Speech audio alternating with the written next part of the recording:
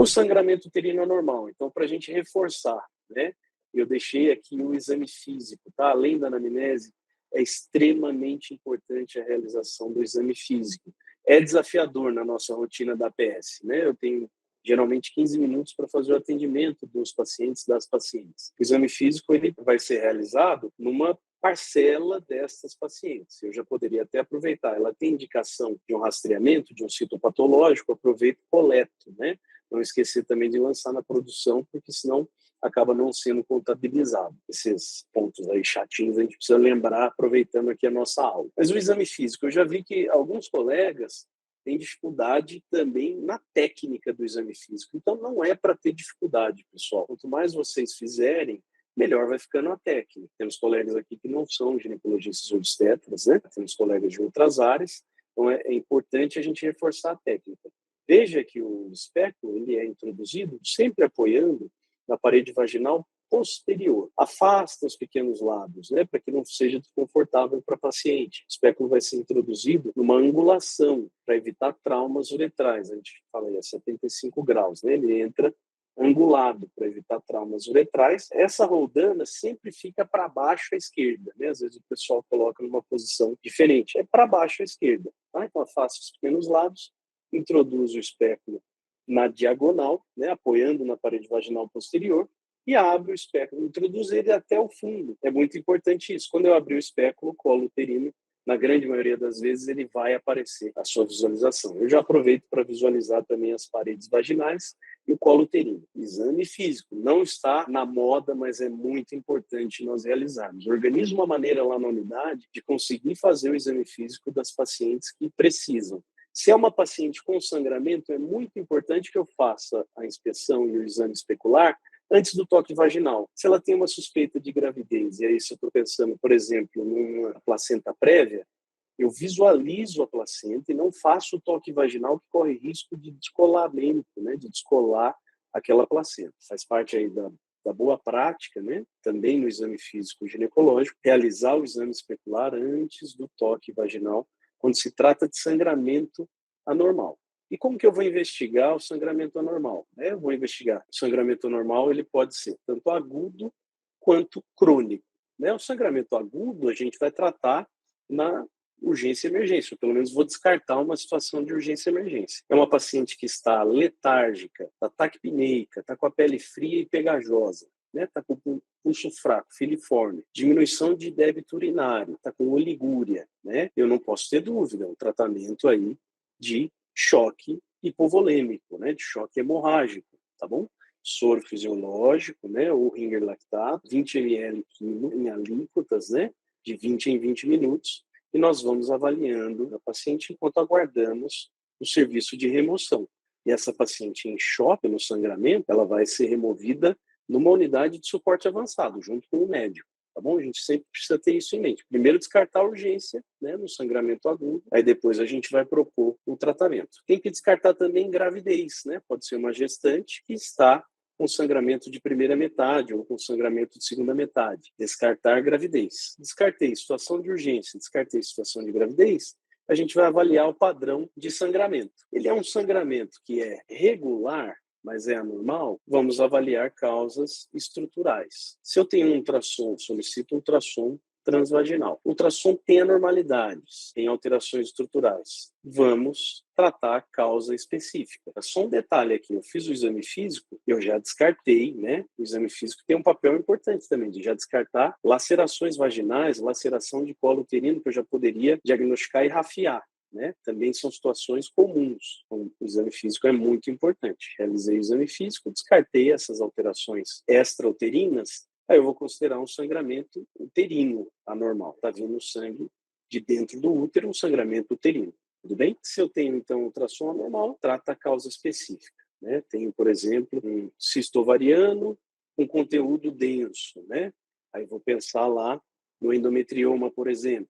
A gente vai tratar aí a causa específica. Ou então tem ultrassom normal, a gente vai pensar numa causa endometrial. E aí a próxima conduta vai acabar sendo a esteroscopia diagnóstica, que é bastante disponível para nós na atenção primária. Mas vamos pensar que o sangramento, vamos ali para cima. O sangramento ele é irregular. Eu vou pensar numa disfunção ovulatória. Ou eu tenho anovulação ou uma disfunção ovulatória. Então, a gente vai dosar o TSH, prolactina, FSH, solicitar ultrassom transvaginal. Além de amenorreia, as tireoidopatias podem causar também sangramento uterino anormal. Hiperprolactinemia também pode causar sangramento anormal. E falência ovariana, eu vou diagnosticar aqui com FSH aumentado, acima de 40, acima de 50. Indicações de avaliação do endométrio aqui no sangramento uterino anormal. Uma paciente com mais de 45 anos tem mais risco de câncer. Espessamento endometrial. No menacne, o endométrio maior do que 10 milímetros. Na menopausa, o endométrio maior do que 5 milímetros. Já tem indicação de estereoscopia diagnóstica. Pode solicitar. Sai rápido. Tem vaga na nossa APS. Solicitem para paciente que tem essas indicações aqui. Mulheres com fatores de risco para câncer de endométrio. Quais são fatores de risco para doenças cardiovasculares? Hipertensão, diabetes, obesidade, dislipidemia, nuliparidade, história de exposição estrogênica sem oposição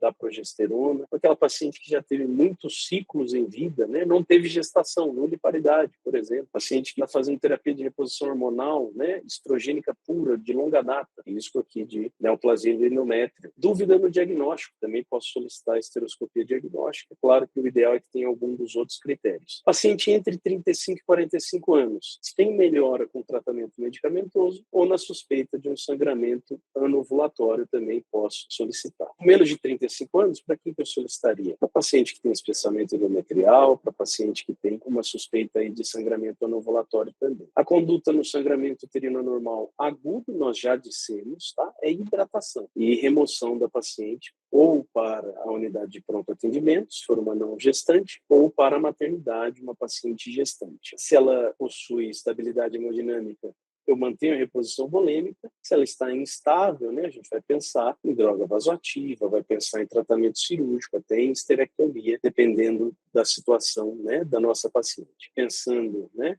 no tratamento medicamentoso também da doença aguda, eu posso pensar por via oral. A gente pode iniciar um anticoncepcional oral combinado ou progestágeno puro, isolado. E aqui, em último caso, o ácido tranexâmico, né? O ácido tranexâmico ele não está disponível na Remume, então a gente deixa para o último caso. É um risco até a prescrição, né, dos medicamentos que estão fora da nossa lista aí de medicamentos, tá bom? Então nós podemos pensar no progestágeno isolado em altas doses, podemos pensar no contraceptivo hormonal combinado, até, por exemplo, de 6 em 6 horas. Na endovenoso, a gente pode pensar no estrogênio conjugado, no ácido tranexâmico, né? A gente não costuma fazer na unidade básica, posso fazer intramuscular, seria uma opção também, o progestágeno isolado intramuscular. O sangramento uterino anormal crônico, como que eu devo abordar? Né? Fiz a abordagem diagnóstica, fechei o diagnóstico, um sangramento ovulatório, né? Uma paciente que não deseja engravidar neste momento. Além de fazer a abordagem multiprofissional, além de fazer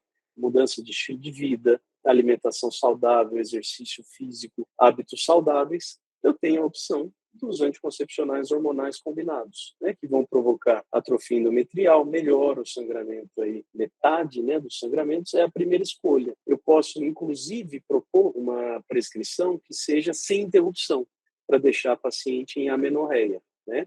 Ela está preocupada com o seu sangramento uterino anormal, crônico, a gente mantém a amenorreia por algum período, faz mudança de estilo de vida, faz projeto terapêutico singular, uma abordagem multiprofissional, muitas vezes tem uma dificuldade na organização da vida pessoal, realmente abuso de substâncias, situação de vulnerabilidade muito grande, um estresse muito grande que vai ter impacto no sangramento uterino. Progestágenos em altas doses também poderia utilizar. A gente pode pensar, inclusive, no sil de levonorgestrel, vai deixar aí a paciente em amenorreia, é menos do que 85% dos casos, geralmente, né? Em torno de 50%, 50% até 85%. Posso pensar também no implante subdérmico. Só preciso orientar a paciente que tanto o sil quanto o implante, eles vão modificar o ciclo menstrual e pode ser que ela tenha escape menstrual, né? Ela já está incomodada com o sangramento anormal, ela tem prejuízo para a qualidade de vida. Se eu não oriento bem o sil e o implante, eu vou correr risco dela não se adaptar, tá bom? Então, atenção nesse ponto. A gente pode pensar em progestágeno, nós temos a tal da noretisterona, 0,35 miligramas, nós podemos utilizar também contínuo sem pausa. Anti-inflamatório, eu vou utilizar, por curtíssimo período de tempo, até 3 dias, mais ou menos, no mês, né? Mas a gente não costuma recomendar um anti-inflamatório aí de maneira recorrente, tá? É importante a gente tentar ajustar a dose dos contraceptivos, né? Encontrar o melhor contraceptivo que vai fazer a nossa paciente ter uma adaptação melhor e medidas não farmacológicas, medidas com equipe multiprofissional, pensando aqui na integralidade da atenção primária. É muito importante, faz toda a diferença no tratamento. O tratamento não é só remédio, na verdade é muito mais modificação de estilo de vida e os contraceptivos vão complementar o que ela já está realizando de modificação de estilo de vida. Ácido tranexâmico, como já falamos, né?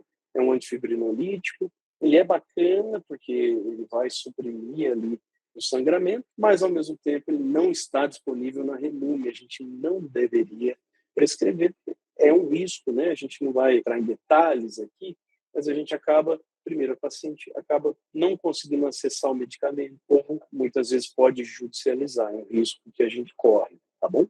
Então, dá preferência, né, para os anticoncepcionais, que são mesmo a primeira linha do tratamento. Aqui, só para mostrar que é a mesma recomendação do Ministério da Saúde, né?